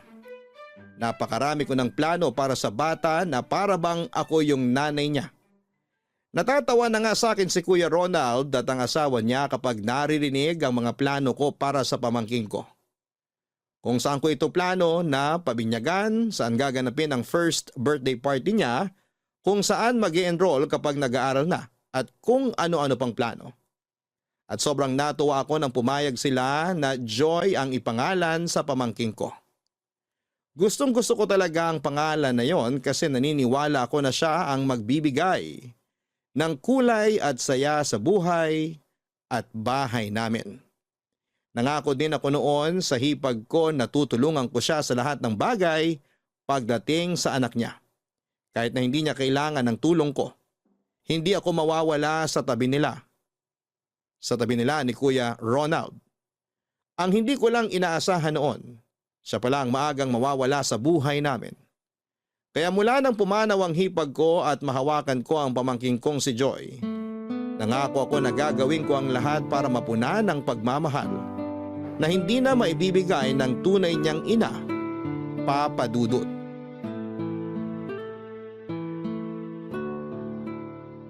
Relax lang, Joy. Oh, isang inhale pa rito sa puffer na para sa hika mo. 1, 2, 3, inhale. Tatanggalin ko na tong puffer sa bibig mo, ha? Ayan. Wala na sa bibig mo tong hawak ko. Relax lang. Okay? Kumusta na ang pakiramdam mo ngayon? Mas okay na po kaysa kanina, tita. Mabuti naman. Masyado ka yata kasing na-excite na gamitin tong bagong sapatos mo. Tumakbo ka pa talaga kanina ng ilang beses mula sa kusina hanggang dito sa sala. Tinitingnan ko lang po kung totoong matibay itong sapatos na nabili natin. Yun po kasi ang sabi nung sales lady na nagbenta sa atin ito kahapon eh. Mukha namang mas matibay to kaysa dun sa mga nauna mong sapatos. Yung paa mo lang talaga yung may problema. Kaya mabilis nasisira mga sapatos mo. Grabe ka naman po, tita. Kasi naman, Joy, halos buwan-buwan na yata tayong bumibili ng bagong sapatos mo. Mukhang tama nga yung sinabi ng Tito Josh mo na pinaglihi sa gunting yung mga paa mo. Hindi naman po mukhang gunting ang mga paa ko. Hindi nga, pero para namang gunting kung manira ng sapatos. Pero huwag kang mag-alala. Kapag tumawag ang daddy mo, sasabihin ko na padalang ka ng maraming sapatos. Baka kasi mas matibay ang mga sapatos na galing doon sa Singapore. Okay lang naman po kahit wala akong bagong sapatos. Kung pwede nga pong magtsinelas sa school, yun na lang pong susuotin ko eh. Yan naman ang hindi mo pwedeng gawin kasi mapapagalitan ka ng teacher mo. Ano pa bang gusto mong ipabili sa daddy mo para masabi natin kapag tumawag na ulit siya? Wala na po, tita. Okay na po sa akin yung mga palagi niyong binibili na gamit. Kailan po ba ulit siya tatawag? Baka mamayang gabi o kaya bukas. Bakit? Miss mo na ba ang daddy mo? Sakto lang po. Anong sakto lang? Hindi ko naman po siya palaging nakakausap sa video call. Kaya okay lang po kahit hindi siya masyadong tumawag. Tsaka, nandyan naman po kayo palagi para sa akin eh. Kahit wala si daddy sa tabi ko, okay lang po basta kasama ko kayo, Tita Rina. At marunong ka ng mambola, ha? Hindi po bambobola yun.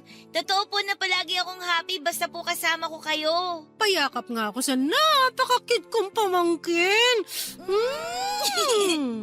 Tita, ang higpit naman po na yakap nyo. Hindi ko kasi mapigilan na yakapin ka ng mahigpit. Teka, baka dumating na pala yung service nyo papasok sa school. Ito na ulit yung puffer mo. Hala, tita, ang cute naman ng keychain na lalagyan ng puffer ko.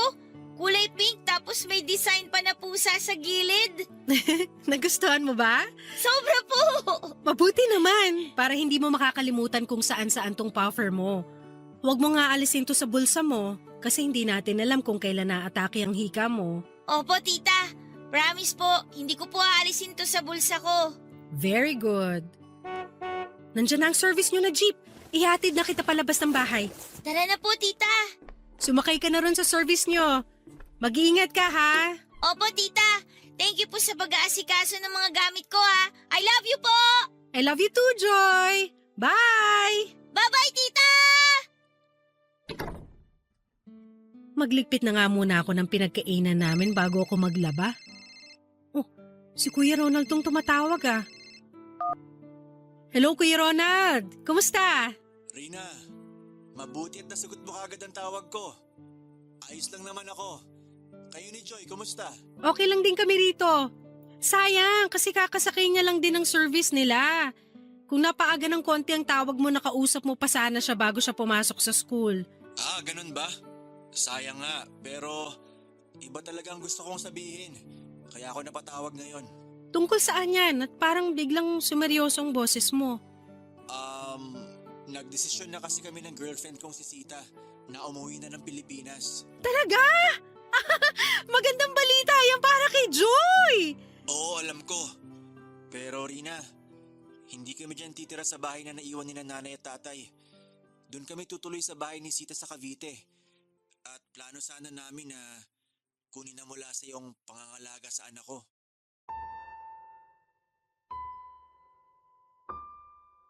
Papadudod pagkatapos mailibing ng hipag ko noon ay ilang linggo pa ring nagluksa si Kuya Ronald. Wala siyang ibang ginawa kundi ang magkulong sa kwarto nilang mag-asawa. Kaya ako na rin talaga ang nag-aalaga noon kay Joy at aaminin ko na hindi naging madali para sa akin ang bagay na yon. Akala ko nga ay handa na talaga ako pero nag-iiba pala lahat ng plano. Kapag nandyan na yung bata, parang nagba-back to zero lahat ng mga bagay na pinaghandaan ko. O siguro kasi, ang inaasahan ko noon ay 3 kaming magkakasama sa pag-aalaga kay Joy pero ako na lang pala ang matitira noon. Ganon pa man ay pinilit ko pa rin kayanin ang lahat. Kasi walang ibang aasahan noon ang pamangkin ko, kundi ako lamang. Mabuti na lang at kahit papaano ay nagsimulang bumalik ang sigla ng kapatid ko. Tinutulungan niya na ako sa pag-aalaga kay Joy. At nang magdesisyon siyang magtrabaho sa abroad ay nag-decide na rin akong mag-resign sa trabaho ko. Doon ko sinimulan ang pagiging online seller para palaging nasa bahay lamang ako. At nang umalis na nga si Kuya Ronald para magtrabaho sa abroad, ay doon ko na mas lalong sinimulan na paikutin ang mundo ko sa pamangking kong si Joy, Papa Dudut. Papa Dudut, masasabi ko na maswerte ako kasi lumaki na mabait, matalino, malambing at sobrang mapagmahal na batang pamangkin kong si Joy. Kagaya ng inaasahan ko ay binigyan niya ng kulay at saya ang mundo ko. Kaya siguro hindi na rin ako naghangad noon ng pansariling kaligayahan kagaya ng love life kasi sapat na yung nakatuon lang ang atensyon ko sa kanya. Ilang manliligaw din ang binasted ko noon kasi pakiramdam ko. Nakagugulo lamang sila sa pag-aalaga ko sa pamangkin ko. Naiinis na rin nga sa akin ang kaibigan kong si Josh kasi tinanggalan ko na raw ng personal na happiness ang sarili ko. Ang sabi ko naman ay ayos lang sa akin kasi masaya na talaga ako bilang tita at guardian ni Joy. 6 na taon ang lumipas mula nang mag-abroad si Kuya Ronald at nakatanggap ako ng tawag mula sa kanya. At sinabi niya na may bago na siyang girlfriend. Wala naman ako naging pagtutol kasi kung saan siya masaya, palagi ko siyang susuportahan.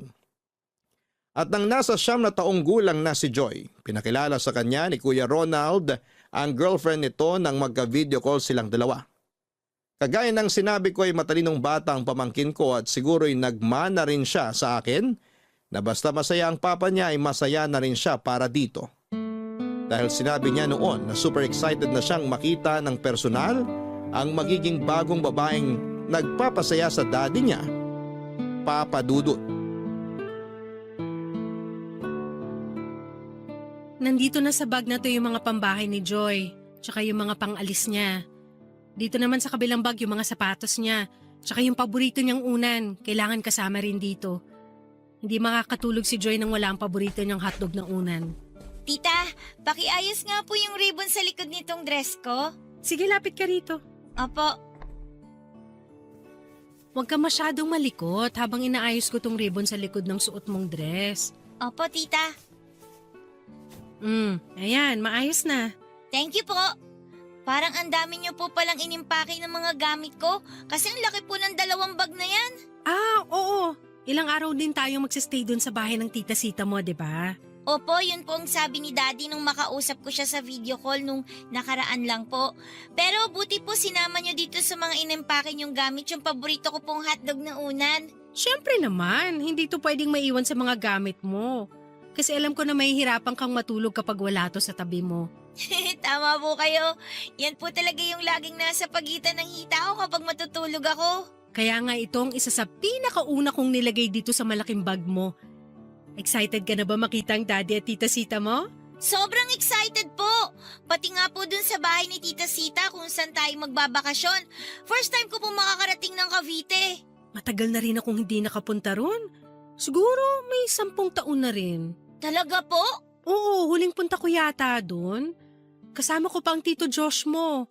Nakifiesta kami sa isang dati naming kaklase na nakatira doon. Medyo matagal nga yung biyahe pero maganda naman sa lugar na yon. Excited na po talaga ako. Bakit po pala hindi pa kayo nakabihis ng pangalis nyo, tita? Ha? Ano? Mabilis lang naman ako magpalit ng damit. Sa bagay, tama po kayo. Nasan po pala yung bag ng mga gamit nyo? Parang puro mga inimpaking gamit ko lang po yung nandito sa sala. Ah, nakaready na doon sa kwarto. Mamaya ako na lang ilalabas dito. Pero Joy, magpapakabait ka kapag kasama mo na ang daddy at tita Sita mo, ha? Siyempre naman po, tita. Alam niyo naman po kung gaano ako ka-good girl. Alam ko, pinapaalala ko lang na huwag ka munang masyado magiging makulit kapag kasama mo sila. Kasama naman po kita, kaya mas lalo po ako magbe-behave. Oh, tita, umiyak po ba kayo? Tao po. Hindi! Rina? Bakit naman ako iiyak? Joy? Tao po. Mukhang si Sita na yung kumakatok sa pinto. Nabubusesan ko na siya. Pagbuksan na natin siya, Joy. Tao po. Sige po, tita. Rina. Joy. Si Sita to. Panadouble Pakibukas ako pa niyo tong yung pinto natin. Ayan, bukas na. Sa wakas, binuksan mo rin ang pinto, Rina. Pasensya na at na-double ako pala tong pinto namin mula dito sa loob. Nasaan na si Kuya Ronald? Naiwan siya sa Maynila kasi may kailangan pa siyang asikasuhin na papeles para dun sa kinuha niyang taxi. Ako na lang pinapunta niya rito para sunduin ang anak niya. Ha? Susunduin? Ako lang po bang susunduin nyo? Oo, ikaw lang naman ang anak ng daddy mo, di ba? Nakaredy na ba yung mga gamit ng bata, Rina? Oo, eto 2 bag lang to, tapos may isang una na nakasabit sa bag. Hindi ko na dinamihan kagaya ng bilin nyo ni Kuya Ronald kasi mamimili rin kayo ng mga gamit para sa kanya. Mabuti naman. Akin na dadaling ko na yung mga yan. Sumunod ka na rin sa akin, Joy. Kasi may naghihintay na sasakyan sa atin sa tapat. Tita Rina, hindi po ba kayo sasama sa amin? Susunod ako. Huwag kang mag-alala. Pero sabi niyo po, dalawa tayong magbabakasyon sa bahay ni na Tita Sita. Kaya po ba mga gamit ko lang yung inayos niyo? Kasi hindi talaga kayo sasama sa amin. Joy, makinig ka. Mauuna lang kayo ng tita Sita mo na umalis. Pero susunod ako.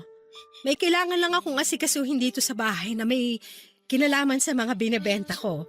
Pero tita... Tama na yung iyak-iyak na yan. Tara na, naghihintay na yung sasakyan. Sige na, Joy. Sumama ka na sa kanya. Susunod talaga ako, promise. Susunod ako sa'yo sa Cavite. Magpapakabait ka, ha? Huwag makulit at matigas ang ulo, lalo na sa daddy mo, okay? Opo. Basta po, susunod kayo ha. Oo, promise. Hindi ko matitiis na hindi makasama ang cute kong pamangkin. Ang tagal! Sige na, Joy. Sumunod ka na sa tita Sita mo. Magpapakabait ka, ha? At susundin palagi ang sinasabi nila ng daddy mo. Okay?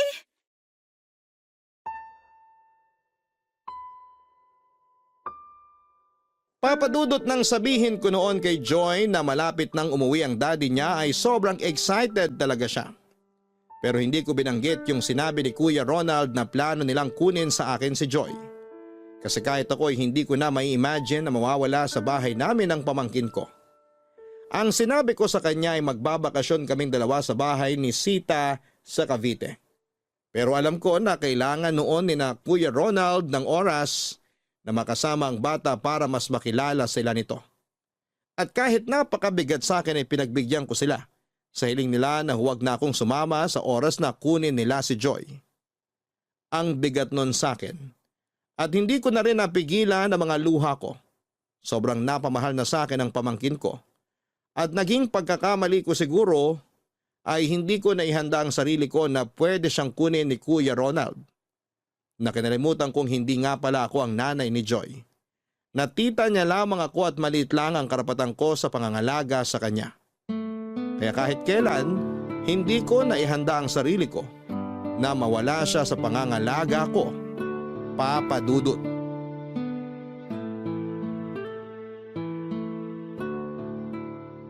Marami-rami na rin akong napak ng mga sabon at whitening cream dito. Isusunod ko na mamaya yung mga sunscreen at conditioner na ibebenta ko online. Good morning, my besh! Good morning din, Besh! Pumasok na ako ha, bukas yung pinto. Nag-breakfast ka na ba? Hindi pa nga eh. Sakto! Ito, lapag ko na dito ha. May dala akong kutsinta na may yema. Binili ko sa daan, papunta rito kanina. Buti may dala ka ng pagkain kasi nagugutom na rin ako. Pero tatapusin ko muna tong ginagawa ko. O, bahala ka nang enjoyin tong kutsinta mamaya ha. Ako naman, iuupo ko ang beauty ko dito sa sofa mo. Go lang, Besh! Malapit naman na akong matapos dito. Pero ang aga mo ngayon, ha? Nabobore kasi ako sa amin. Kaya naisipan kong pumunta dito sa palasyo mo.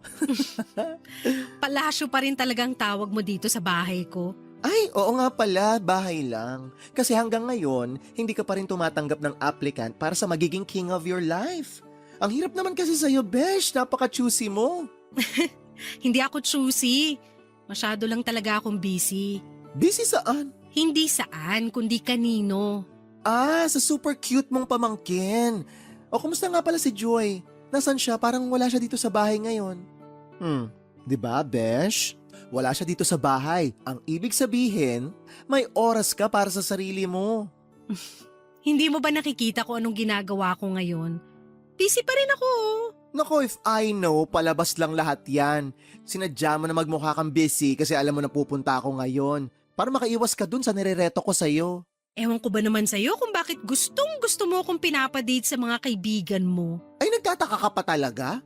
Siyempre, gusto ko rin magkaroon ka ng love life mo. Wala pa nga akong time para dyan. At kailan ka naman magkaka-time? Ha? Kapag nasa bingo card na yung edad mo. Bahala na. Sabi ko naman sa'yo hindi ako nagmamadali lalo na ngayon. Lalo na ngayon na mas maluwag na ang oras mo kasi nga hindi mo nakasama si Joy dito sa bahay mo. Lalo na ngayon na mas dumadami ang mga customer ko dahil dito sa mga product na binibenta ko online. Ay, paano naman hindi dadami ang customer mo? Napakasipag mong mag-post sa social media ng mga binebenta mo. Parang kada refresh ko sa newsfeed ko, yung page mo ang lumalabas tapos may mga bagong product ka na naman na pinopost. Ganun talaga.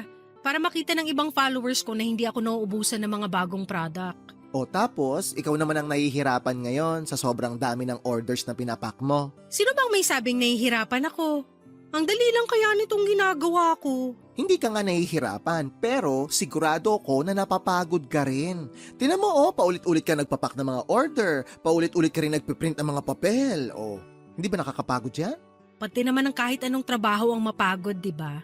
Oo, pero hindi parte ng trabaho ang halos patayin ng katawan sa kakakilos para lang hindi mamalaya ng oras. Besh, kailangan mo rin magpahinga. Ilang araw pa lang ang nakalipas mula nung umalis si Joy dito sa bahay mo. Ang laki na ng ipinayat mo. Masyado mo nang napapabayaan ang sarili mo. Alam mo naman kung bakit ko ginagawa to. Ito lang yung naiisip ko na paraan. Para kahit paano, hindi ko mamiss si Joy. Besh, maniwala ka. Super gets na gets kita. Pero hindi naman pwedeng abusuhin mo yung katawan mo. Pagurin mo yan ng husto hanggang mag-shutdown na. May ibang paraan naman para hindi mo muna maisip ang pamangkin mo. Anong paraan naman yon? Kasi bawat sulok ng bahay na to, si Joy yung naaalala ko. Sobrang miss ko na yung pamangkin ko, Besh. Miss ko na siyang makita at yakapin. Namimiss ko na talaga siya.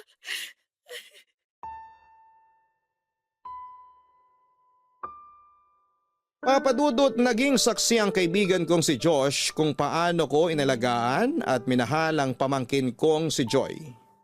Naging saksi siya kung paano ko pinaikot ang mundo ko sa bata. Kaya nang mawala sa pangangalaga ko si Joy ay nakita niya rin kung paano halos bumagsak ang mundo ko. Hindi ko alam kung paano ulit mag-uumpisa noon. Sa bawat gising ko sa umaga si Joy kaagad ang kailangan kong asikasuhin. Kaya hindi ko alam ang ibang paraan para simulan ang araw ko nang wala siya sa bahay. Doon na ako kinulit ni Josh na baguhin ang routine ng buhay ko. Sinubukan kong gawin yon sa pamamagitan ng pamamasyal mag-isa sa mall. Pero si Joy pa rin ang naaalala ko hanggang sa mga oras na yon. Kahit nga sa pagluluto sa bahay, pagliligpit at kung ano-ano pang bagay na pwede kong gawin. Wala akong ibang maisip kung hindi ang pamangking ko lang. Naririnig ko sa bawat sulok ng bahay ang mga tawa niya at sa gabi naman ay nararamdaman ko ang yakap niya na ginagawa niya noon bago ako matulog, papadudot. Papadudot nang dumalaw si Kuya Ronald sa bahay at nagkausap kaming dalawa. Nangako siya na alagaan nila ni Sita ng mabuti ang pamangkin ko. Ang akala ko nga papadudot. Nang dumating siya sa bahay, kasama na niya si Joy pero gusto niya raw talagang munang masolo nila ang bata. Gusto nilang maging komportable sa kanila si Joy kaya muli siyang nakiusap na huwag muna raw akong magpakita sa bata ng ilang araw o linggo. Nang kinumusta ko naman si Joy sa kanya ay sinabi niya na nahirapan sila nung unang mga araw dahil madalas daw itong umiiyak. Hanggang sa nasanay na raw ito nang lumipas pa ang ilang araw. Lalo na at mabait naman daw si Sita. Pumayag naman sila na makapag-usap kami ni Joy sa video call kahit papaano. Nag-decide na rin sila noon na hindi bumalik sa abroad pareho dahil may naipon naman na raw silang pera. Bumili ng taxi si Kuya Ronald na ginagamit niya noon sa pamamasada. Tinanong niya rin kung kailangan ko ba ng pera para pandagdag sa online business ko. Alam niya raw kasi na may mga oras na hindi sapat ang pinapadala niyang pera para kay Joy nung ako pa nag-aalaga dito.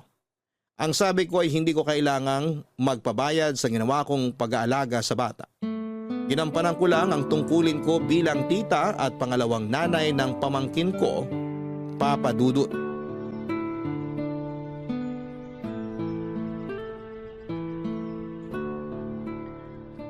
Hungary Street. Saan kaya banda dito yung bahay ni Sita? Alam ko nasa Hungary Street yung address nila pagpasok dito sa subdivision na to eh. Baka dito na sila sa pangalawang kanto. Ay, parang ito na nga yung black na gate na sinasabi ni Joy nung minsan makausap ko siya sa video call. Si Joy yun ah. Joy! Joy! Si Tita Rina mo to! Tita Rina? Oo, ako nga to! Buksan mo na tong gate! Opo, tita. Eto po, binubuksan ko na po tong gate. Pasok po kayo, tita. Joy! Pamangkin ko! Sobrang na-miss kita! Payakap nga ako! Tita, na-miss ko po kayo. Sobra-sobra po. Kumusta ka rito kasama ng daddy at tita Sita mo? Maayos naman po ako dito. Inahalagaan ka ba nila ng mabuti? Opo, palagi po sila naghahanda ng mga paborito kong pagkain. Lalo na po yung fried chicken. Talaga? Pati ang tita Sita mo mabait ba sa'yo? Opo. Mabait naman po siya sa akin. Siya po yung palagi kong kasama kapag wala po si daddy dito sa bahay. Siya rin po yung palaging nag-aasikaso sa akin dito. Mabuti naman kung ganon. Nag-aalala talaga ako kasi baka hindi ka nila inaalagaan ng mabuti. Huwag po kayong mag-alala sa akin, tita. Kaya ko rin naman pong alagaan at asikasuhin ang sarili ko. Alam ko naman yun. Pero dapat ginagawa pa rin nilang responsibilidad nila sa'yo. Joy! Hindi ka pa rin ba tapos magdilig? Gising na po pala si Teka. Tita Sita. Sino yung kausap mo dyan Inutusan sa ka ba gate? niya magdilig ng mga halaman sa may harapan ng bahay niya? Opo, kasi ang sabi po niya, masakit daw po yung ulo niya. Kaya matutulog daw po muna siya sandali. Rina? Anong ginagawa mo dito? Dinadalaw ko lang ang pamangkin ko. Pero di ba may usapan tayo? Tita Sita, wag na po kayong magalit kay Tita Rina. Matagal ko na rin naman po siyang gustong makita eh. Pwede ba huwag kang sumasabat kapag nag-uusap ang matatanda? Bastos ka talagang bata, no? Sita, wag mo nga sinisigawan ng ganyan ang pamangkin ko. Totoo naman ang sinabi ko Ano bang tawag mo sa batang nakikisali sa pag-uusap ng matatanda? Di ba kabastusan yon? Pero wala ka pa rin karapatan na sigaw-sigawan siya. At ano naman sa tingin mo ang karapatan mo? Baka nakakalimutan mo na nandito ka sa harap ng pamamahay ko. Tita Rina, Tita Joy, wag na po kayong mag-away. Pumasok ka na nga lang sa loob ng bahay, Joy. Kasi nakikisali ka sa pag-uusap namin ng talakera mong tita. Kung may talakera man dito, ikaw yon at hindi ako. Kahit magsukatan pa tayo ng bibig dito, doble ang laki ng bibig mo sa bibig ko. Ang kapal talaga ng mukha mo magsalita ng ganyan. Baka gusto mong ipabarangay kita ngayon na. Tita Sita, huwag niyo na pong ipapabarangay si Tita Rina. Tumigil ka na nga sa kakaiyak mo diyang bata ka at pumasok ka na sa loob ng bahay. Pasok! Pero gusto ko pa po makausap si Tita Rina. Sige na, pumasok ko na muna sa bahay niyo, Joy. Mukhang hindi titigil kakatalak yung tita Sita mo hanggat hindi mo siya sinusunod. Sige po, Tita. At ikaw, umalis ka na rin dito bago pa ako tumawag ng barangay tanod. Matuto ka rin sanang tumupad sa usapan para hindi nagugulo yung isip ng bata. Papadudot, pinilit ko namang maging okay mula nang mawala sa pangangalaga ko si Joy. Pero hindi talaga ganon kadali ang lahat dahil nakasanayan ko nang kasama siya sa bawat oras na lumilipas noon sa buhay ko. Nung mawala nga siya sa bahay ay napapatanong ako sa sarili ko kung para saan at para kanino ba ako dapat na mabuhay. Mabuti na lang din at nandyan pala ang kaibigan kong si Josh para aliwin ako kahit papaano. Siya ang nagpapaalala sa akin na may sariling buhay ako na dapat asikasuhin. Tinawagan naman ako ni Kuya Ronald at pinagsabihan tungkol sa nangyaring pagpunta ko sa bahay nila. Ayaw niya na raw sanang maulit yon dahil parang nagugulo lang daw talaga ang isip ng bata. Pero paminsan-minsan naman ay pinapakiusap niya sa akin si Joy kapag tumatawag siya sa akin. Baka sa boses ng pamangkin ko ang pananabik niya na makita ako dahil palagi siyang nagpipigil na maiyak noon. Nangako naman ako sa kanya na dadalawin ko ulit siya at hindi ko lang nagawa yon kaagad kasi naging busy din ako sa online business ko. Nangako rin ako na bibilhan ko siya ng mga bagong keychain sa oras na dumalaw ulit ako. Kahit papaano ay narinig ko ang pagka-excite noon sa boses ng pinakamamahal kong pamangkin, Papa Dudut.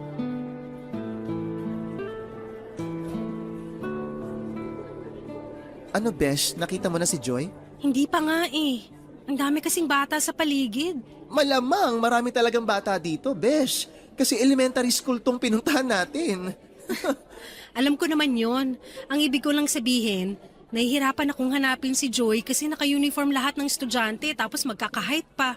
Talasan mo na lang ang paningin mo, baka nandyan lang yun sa paligid. Pero buti talaga pinapasok tayo ng guard kanina, no? Bakit nga naman tayo hindi pa papasukin? Nag-iwan naman tayo ng ID sa guard kanina, kaya walang reason para hindi nila tayo papasukin. Sa bagay, tama ka naman dyan. Ang laki pala talaga ng school na nilipatan ni Joy, no? Tapos, ang gaganda pa ng mga building. Private school nga rin kasi to, tsaka ang alam ko, mahal din ang tuition fee dito. Teka, si Joy na yata yung nakikita ko. Nasaan? Ayun o! May kasamang dalawang estudyanteng babae rin. Joy! Joy! Tita Rina! Halika na dali, Besh. Lapitan na natin siya. Sige, tara. Joy, sobrang namiss kita. Payakap nga ng mahigpit. Namiss ko rin po kayo, Tito Josh. Grabe, ang laki na agad ng pinagbago mo. Ilang buwan pa lang tayong hindi nagkita. Pero sobrang cute mo pa rin talagang bata ka. Parang habang tumatagal, mas lalo ka nagiging cute. Besh! Namiss talaga kita, Besh! Joy. Baka pwedeng ako naman yung umeksena dito. Ako yung tita, di ba? Pero parang inaagawan mo ako ng moment ngayon eh. Ay, sorry, Besh. Nadala lang ako ng emosyon ko. Sige, eto na oh. Ito na yung pamangkin mo. Mag-moment na kayong dalawa. Che, ewan ko sa'yo. Kumusta na ba ang cute na pamangkin ko? Siyempre, super cute pa rin po kasi nagmana po sa inyo, Tita Rina. Sorry kung hindi na ako nakabalik sa bahay ng tita Sita mo ha. Ayoko lang na gumawa kami ulit ng ingay doon sa lugar nyo kasi nakakahiya sa mga kapitbahay nyo. Okay lang po. Naiintindihan ko naman po. Tsaka masaya na po ako nung makita ko kayo ulit nung araw na yon. Pero mas masaya po ako ngayon kasi kasama ko na po ulit kayo. Masayang masaya rin ako dahil kasama kita ngayon. Pero parang medyo pumayat ka, Joy. Oo nga. Pinapakain ka ba ng maayos sa bahay nyo? Opo. Palagi po nagluluto ng masarap si Tita Sita eh. Ah, baka masyado lang malaki sa'yo yung suot mong uniform kaya mukhang maluwag. Pero parang pumayat ka talaga kasi tingnan mo itong mga braso mo kasing nipis ng... Teka, mga pasa ba to? Ay, pasa nga. Ba't may ganyan ka sa braso mo? Po? Ano lang po? Nadapa lang po ako kaya po may ganyan ako sa braso ko. Sa magkabilang braso talaga? Opo. Yung kanang braso po, dahil nga po sa pagkakadapa ko nung nakikipaglaro po ako ng habulan sa kaklase ko. Yung sa kaliwa naman po, tumama lang po sa bagong gawang pinto ng kwarto ko sa bahay ni Tita Sita. Alam ko na maingat ka kaya parang imposibleng mangyari ang sinasabi mo. Tapos na po yung recess namin. Kailangan ko na pong bumalik sa klase. Sige, basta kung hindi maayos ang pagtrato sa'yo ng daddy mo o lalo na ng tita Sita mo, tawagan mo kaagad ako, okay? Opo, gagawin ko po yun. Alis na po muna ako kasi baka po hinahanap na rin po ako ng teacher namin. Bye po, Tito Josh. Bye, Tita Rina. I love you po!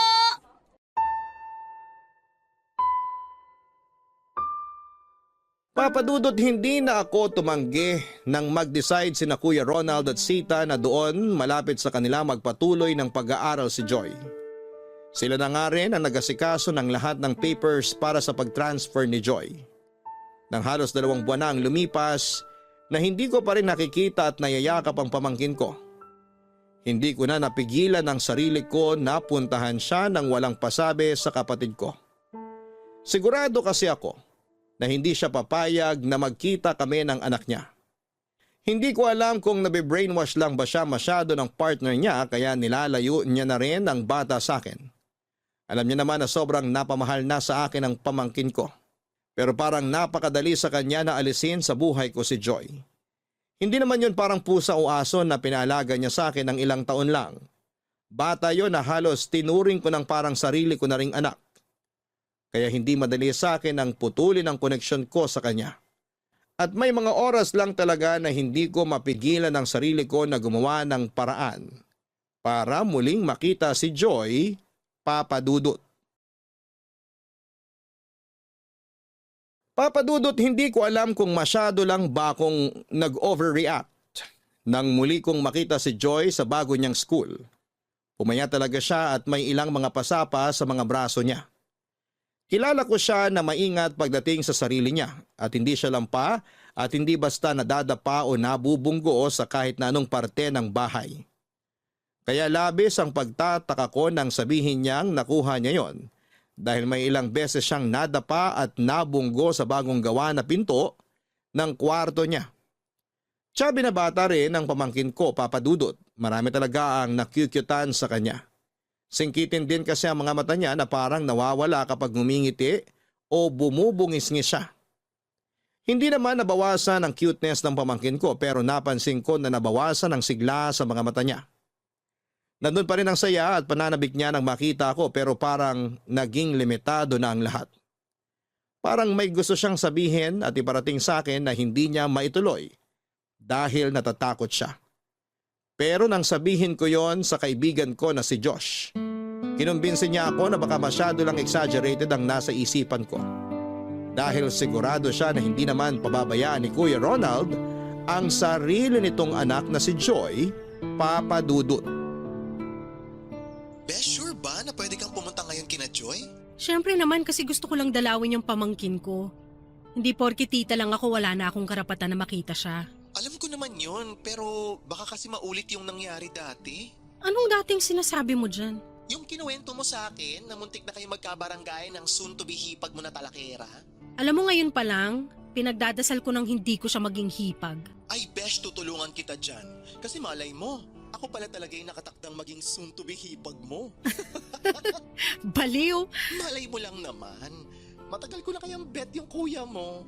Hindi niya lang talaga pinapansin ang beauty ko. Pero Besh, remind lang kita ha. Huwag kang gagawa ng iskandalo dun sa kanila. Please. Hindi nga promise. Nag-ipon ako ng mahaba-habang pasensya para sa talakerang yun. Okay, very good ka dyan. Malapit na rin ako sa bahay nila. Ibababa ko na tong tawag, Besh. Balitaan mo na lang ako mamaya kung nagkabaranggayan na kayo ha. Joke! Che, sige na, bye! Bye!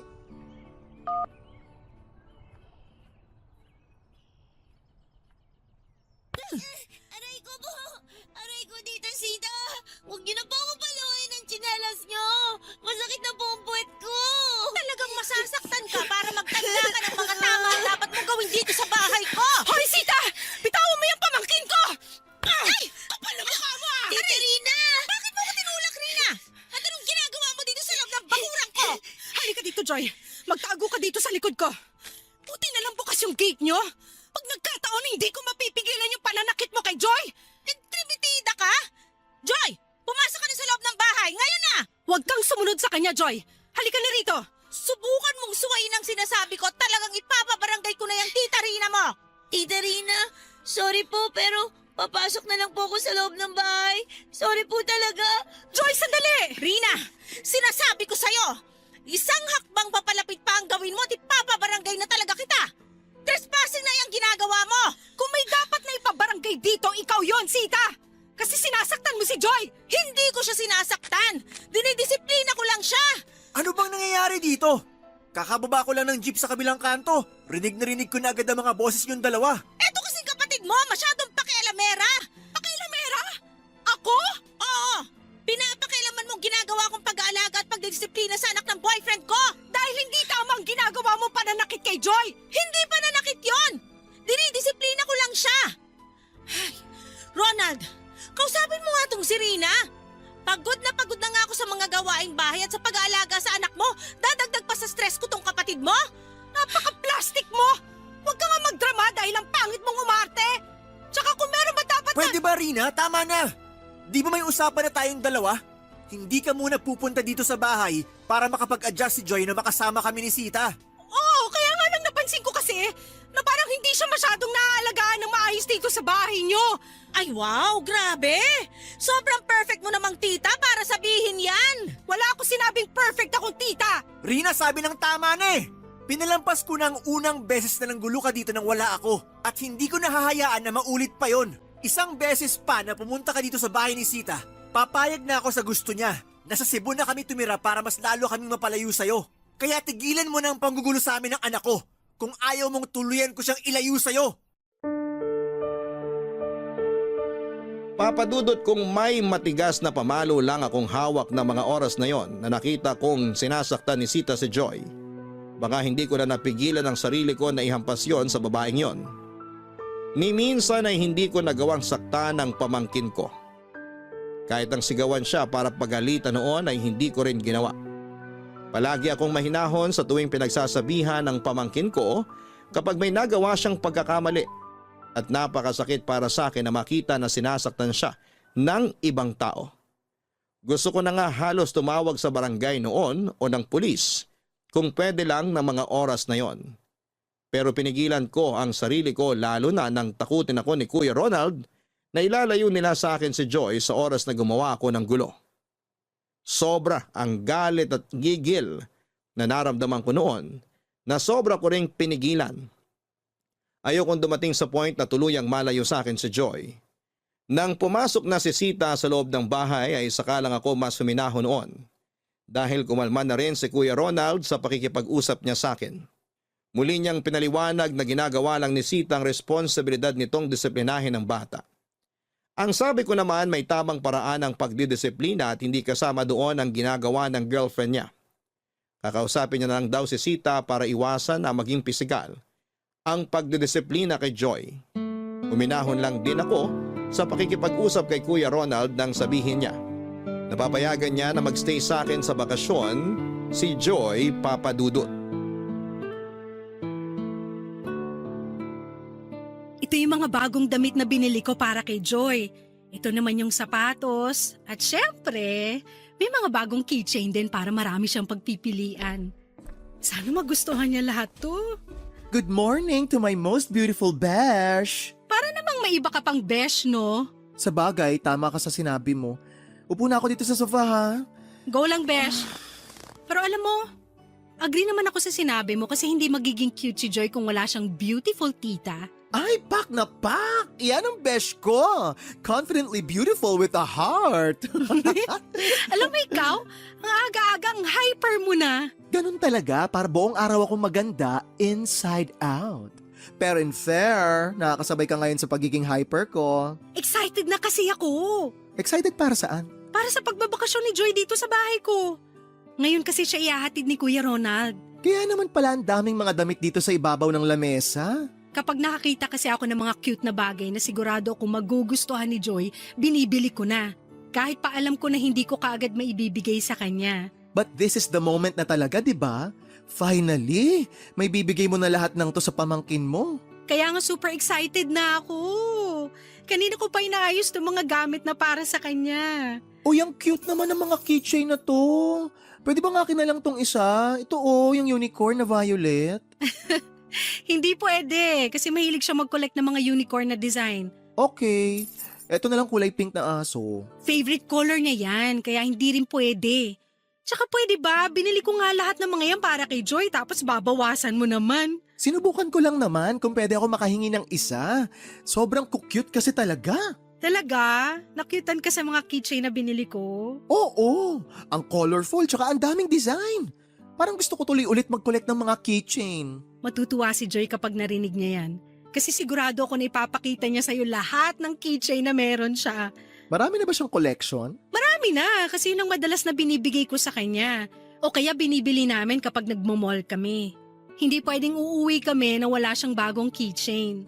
Alam mo, Beshi, 2 linggo lang ang bakasyon ni Joy dito sa bahay. Kaya pinlano ko ng mabuti lahat ng mga gagawin namin. Oh, nakakatuwa naman. Sigurado ako masusulit niya yung 2 linggo na yan. Gagawin ko ang lahat para maging masaya siya sa bawat araw niya na kasama ko. Ay, sana dumating na kaagad sila ni Kuya Ronald. Excited na talaga ako. Wait lang, Besh. Tumatawag si Kuya Ronald, sagutin ko lang. Okay, go lang. Hello, Kuya. Nasa biyahe na ba kayo ni Joy?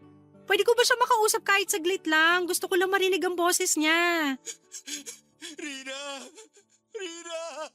Kuya, anong problema? Umiiyak ka ba? Rina! Si Joy! Anong nangyari kay Joy?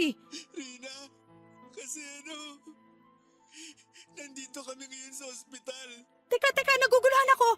Bakit ka ba umiiyak? Bakit kayo nasa ospital? Ano ba talaga nangyari kay Joy? Nasa ba siya? Ipakausap mo nga siya sa akin, Kuya. Wala na si Joy.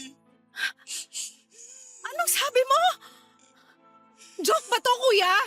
Hindi to nakakatuwang biro, ha? Kaya itigil mo na yung sinasabi mo na yan! Totoo ang sinabi ko. Wala na si Joy. Umalis lang ako saglit para ipaayos ang baterya ng sasakyan ko. Tulog si Sita sa kwarto niya at nag-aayos naman si Joy ng gamit niya. Pero pagbalik ko namumutla na si Joy at hindi na siya humihinga. Rina, wala na palang laman yung puffer niya. Kaya nang inatake siya ng hika. Wala na siyang kahit na anong magamit para makahinga ng maayos. Hindi! Hindi totoo yan! Pinala ko siya kagad sa ospital pero hindi na siya nailigtas pa ng mga doktor. Rina, sorry. Sorry. Hindi! Hindi ako naniniwala! Hindi totoo yan sinasabi mo, Kuya Ronald! Hindi!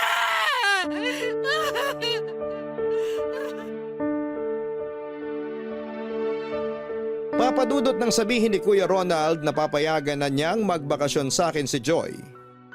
Parang gustong lumabas ng puso ko mula sa dibdib ko sa sobrang tuwa na nararamdaman ko noon. Naluha pa nga ako kasi sa wakas ay magkakasama na ulit kami ng pinakamamahal kong pamangkin. Sobrang excited ako noon at para bang ilang taong ko siyang hindi nakita o nakasama. Ang dami ko kagad naging plano sa kung paano kami magbabanding ni Joy. Kung paano namin susulitin ang 1 linggo na bakasyon niya sa akin. Kinabukasan nga noon ay bumili pa ako ng bagong unan at ilang laruan na para sa kanya. At nag-isip ng kung ano pa ang dapat kong lutuin para sa araw na yon. Nang umaga na hinihintay ko ang pagdating ni Kuya Ronald at Joy sa bahay ay gusto ko nang hilahin ng oras. Kung pwede lang para makasama ko na ulit ang pamangkin ko. Excited na ako sa mga yakap, halik at kwento niya na alam kong excited din siyang i-share sa akin. Kaya nang tumawag si Kuya Ronald, ine-expect ko na napapunta na sila sa bahay ko. Na makakasama ko na ulit ang pamangkin ko. Pero kabaliktaran pala ang nangyari.